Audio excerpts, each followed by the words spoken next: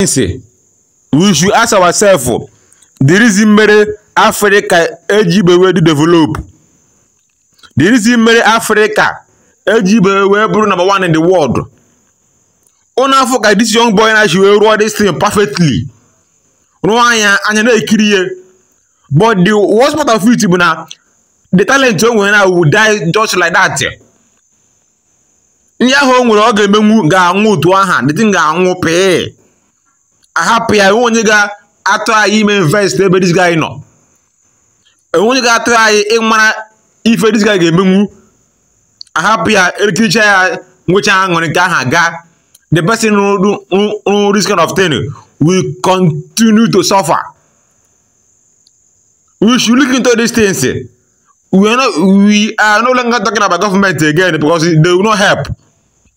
You as individual, please, if you have the money, sponsor this guy so that he will grow. Because someone will grow is for the betterment of the society. If I somebody from your village and share the video.